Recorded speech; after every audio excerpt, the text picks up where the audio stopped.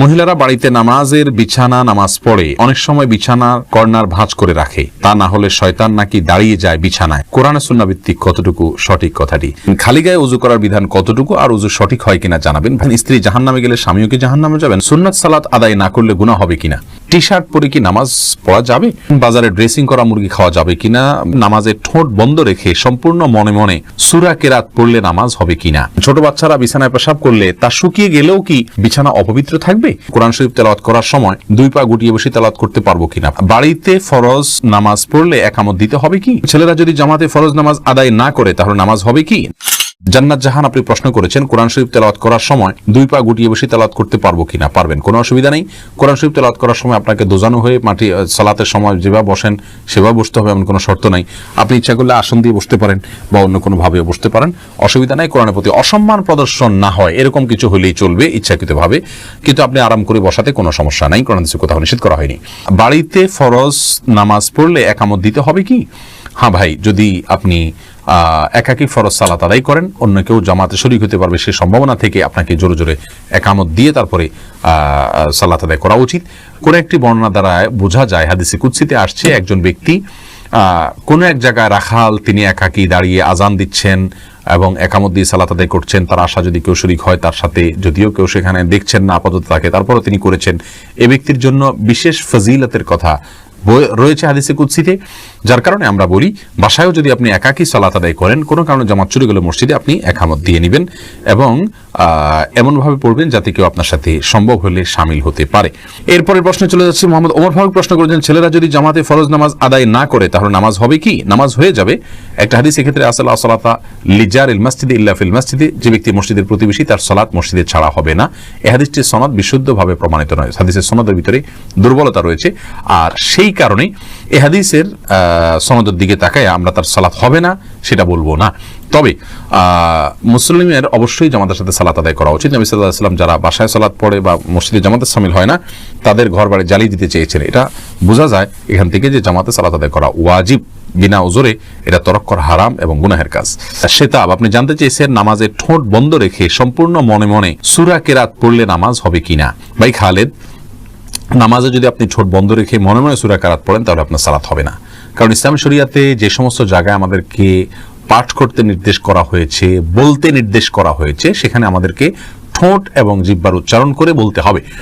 ঠোঁটের যদি ব্যবহার না হয়, জিহ্বার যদি ব্যবহার না হয়, তাহলে সেটাকে বলা হয় না, ওইটাকে বলা হয় মনে মনে কল্পনা জল্পনা করা। আপনাকে বলতে বলা হয়েছে, সূরা পড়তে বলা হয়েছে, আর এই পড়াটা হবে মুখ এবং ঠোঁট নড়লে। যদি না পড়েন তাহলে, না নড়ে তাহলে সেক্ষেত্রে পড়াটা হয়নি। বিধায় মনে মনে যদি আপনি কেরাত পড়েন, সূরা পড়েন, তাহলে সেক্ষেত্রে এটা জায়েজ হবে না।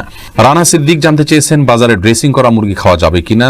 ভাই রানা, বাজারে ড্রেসিং করা মুরগি খাওয়া যাবে, তবে না খাইলে ভালো, ঝামেলা মুক্ত।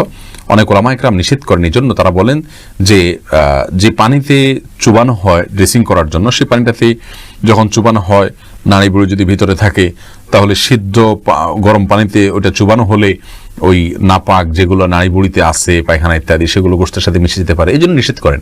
আসলে এত অল্প সময়ের জন্য যে চুবানো হয়, কয়েক সেকেন্ডের জন্য, এত অল্প সময়ের মধ্যে ওই নাপাকই এটা গোশত পর্যন্ত পৌঁছায় না, যার কারণে গোশতের মধ্যে কোনো দুর্গন্ধ আমরা দেখি না, স্বাদটাও নাপাকের আসে না, কোনো আলামতও আসে না, যার কারণে এটাকে আমরা হারাম মনে করি না। তারপরেও যেহেতু আমাদের ইখতিলাফ আছে, মতপার্থক্য আছে, যদি এটা অ্যাভয়েড করা যায়, বিকল্প পন্থায় করা যায়, সেটা বেশি ভালো। অর্থাৎ নাড়িবুড়ি ফেলে দিয়ে তারপরে ফ্রেশ পানিতে চুবাই ড্রেসিং করলেন, তাহলে কোনো সমস্যা নেই। টি শার্ট পরে কি নামাজ পড়া যাবে? ভাই শাহিন, টি শার্ট পরে আপনি সালাত আদায় করতে পারেন, তো মনে রাখবেন সালাত আদায়ের ক্ষেত্রে মৌলিক নির্দেশনা আল্লাহ সুবহানাহু ওয়া তাআলা বলেছেন, ইয়া আইয়ুহাল্লাযীনা আমানু খুযু যিনাতাকুম ইনদা কুল্লি মাসজিদ, হে ঈমানদাররা, প্রত্যেক সালাতের সময় তোমরা সুন্দর ভাবে সালাত আদায় করবে, সুন্দর পোশাক পরবে বা সুন্দর পোশাক পরবে। তো এই জন্য এমন কোনো পোশাক পরা উচিত নয় সালাতের সময় যে পোশাক পরে আপনি সম্ভ্রান্ত কোনো জায়গায় যাবেন না, মান্যগণ্য কোনো ব্যক্তির কাছে যাবেন না, সেরকম কোনো পোশাক পরা উচিত নয়। অতএব আপনি চেষ্টা করবেন যে পোশাক পড়লে আপনাকে খারাপ দেখা না যায়, দৃষ্টিকটু দেখা না যায়, ভিন্ন ব্যতিক্রম মনে না হয়, এবং আপনি এটা পরে ভালো কোনো জায়গায় যেতে ইতস্ত বোধ করেন না, সেরকম পোশাক পরে সালাত আদায় করবেন। নাবিল শাহরিয়ার জানতে চেয়েছেন, স্ত্রী জাহান্নামে গেলে স্বামীও কি জাহান্নামে যাবে? না ভাই নাবিল, এটা কোনো জরুরি না যে স্ত্রী জাহান্নামে গেলে স্বামীও জাহান্নামে যাবে। লূত আলাইহিস সালামের স্ত্রী জাহান্নামে যাবে, কিন্তু তাই লূত আলাইহিস সালাম তো জাহান্নামে যাবেন না।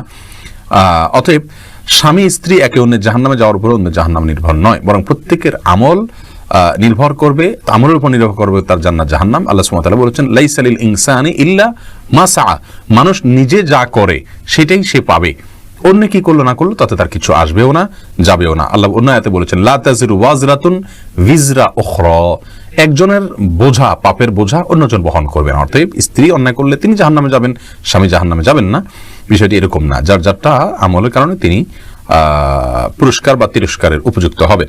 এরপরে রাকিব কাজী সালেহ আপনি জানতে চেয়েছেন খালি গায়ে ওযু করার বিধান কতটুকু আর ওযু সঠিক হয় কিনা জানাবেন। ভাই রাকিব, ওযুর ক্ষেত্রে শরীয়তে খালি গা বা জামা কাপড় পরা কোনোটি নির্দেশ করেনি।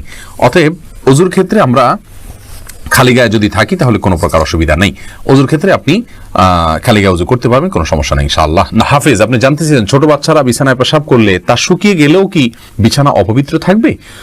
ছোট বাচ্চারা যদি বিছানায় পেশাব করে, এক্ষেত্রে মনে রাখতে হবে ছেলে বাচ্চা যদি হয় তাদের পেশাবের ক্ষেত্রে কিছুটা ছাড় রয়েছে। ছেলে বাচ্চা যদি হয় আর সে যদি মায়ের দুধের উপরে সম্পূর্ণ নির্ভরশীল থাকে এবং তার মধ্যে যদি অন্য কোনো কিছু যদি সে না খায়, বাহিরের কোনো কিছু খাদ্য হিসাবে সে গ্রহণ না করে, তাহলে সেক্ষেত্রে এই বাচ্চার পেশাবের উপরে শুধুমাত্র পানি ছেটা দিয়ে দিলে সেটা পাক হয়ে যাবে। আর যদি মেয়ে বাচ্চা হয় তাহলে সেক্ষেত্রে পরিপূর্ণভাবে ধুইতে হবে। এটা হাদিস দ্বারা এই ব্যবধান এবং পার্থক্যটা সুস্পষ্টভাবে প্রমাণিত। এখানে কেউ যদি বলেন যে মেয়েদের পেশাবের ক্ষেত্রে এই তারতম্য কেন করা হয়েছে, মেয়েদের প্রতি বৈষম্য কিনা, আমরা বলবো না। মেয়েদের পেশাব হয়তো তার ভিতরে কোনো এমন কোনো দিক রয়েছে পেশাবের যেটা হয়তো আমরা এখনো জানি না, অথবা বিজ্ঞানী হয়তো জানতে পারেন, যার কারণে এটা ধোয়াটা জরুরি করা হয়েছে। সেটাতে দুর্গন্ধের বিষয় থাকুক অথবা অন্য কোনো ক্ষতিকর কোনো কিছু থাকুক যেটা আমাদের কাছে অজানা, কিন্তু ইসলামী শরীয়ত নির্দেশ করেছে, নিশ্চয়ই এর ভিতরে কোনো না কোনো কল্যাণ আছে। আমরা দেখি ইসলামী শরীয়তের নির্দেশকে পালন এবং মান্য করার ভেতরেই কল্যাণ নিহিত আছে। রাকিব হাসান প্রশ্ন করেছেন সুন্নাত সালাত আদায় না করলে গুনাহ হবে কিনা। রাকিব হাসান, সুন্নাত সালাত আদায় না করলে বড় কোনো গুনাহ হবে না। গুনাহ তো অবশ্যই হবে, গুনাহ শব্দের অর্থ হলো ক্ষতি। সুন্নাত তরক করলে তো ক্ষতি হবেই। নবী সাল্লাল্লাহু আলাইহি সাল্লাম পাঁচ ওয়াক্ত সালাতের আগে পরে যে সুন্নাতে মুআক্কাদাগুলো, এগুলোকে খুব গুরুত্বপূর্ণ সালাত হিসেবে আদায় করেছেন। অতএব সেগুলোকে যদি আপনি তরক করি বিনা প্রয়োজন, বিনা কারণে, বিনা ওজরে, তাহলে তো ক্ষতি হবেই, গুনাহ তো হবেই অর্থে। কিন্তু গুনাহ বলতে কবিরা গুনাহ, বড় কোনো পাপ যেটা কারণে শাস্তির সম্মুখীন হইতে হবে, এরকম কোনো গুনাহ হবে না। কারণ এটি ফরজ বা ওয়াজিব নয়, আর ফরজ ওয়াজিব না হলে সেটা তরক করলে বড় কোনো গুনাহ হয় না। বিনা কারণে এটা না ছাড়াই উচিত, মুসলমান সুন্নাহকে তরক না করাই উচিত। কিন্তু যদি কোনো কারণে মাঝে মধ্যে ছাড়ে তাতে কোনো অসুবিধা হবে না ইনশাআল্লাহ বিইذনিল্লাহ।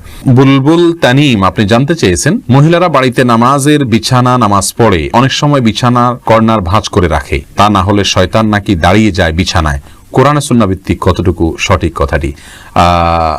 ভাই বুলবুল, বাড়িতে নামাজ পড়ার সময় কর্নার ভাঁজ করে রাখা, শয়তান দাঁড়াবে সেই ভয়ে, এটা কুসংস্কার। এর সাথে ইসলামের শরীয়তের কোনো সম্পর্ক নাই।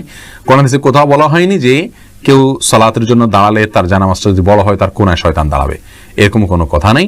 জামাতবদ্ধ সালাতে পুরুষরা যখন পাশাপাশি দাঁড়িয়ে সালাত আদায় করবেন তখন কাতারের মধ্যখানে যদি ফাঁকা থাকে সেখানে শয়তান দাঁড়ায়, এটা হাদিস দ্বারা বোঝা যায়। এজন্য মানে নির্দেশ করা হয় ওয়ালা তাদাউল ফুরুজাত লিশায়াতিন, অর্থাৎ শয়তানের জন্য কোনো মাঝখানে ফাঁকা জায়গা রাখবে না। কিন্তু জায়নামাজের বা মুসাল্লার কোনাকাঞ্চিতে শয়তান দাঁড়ায়, এরকম কোনো কথা ইসলামের শরিয়ার কোথাও নাই, কোরআন হাদিসের কোথাও বলা হয়নি। বিধায় এটি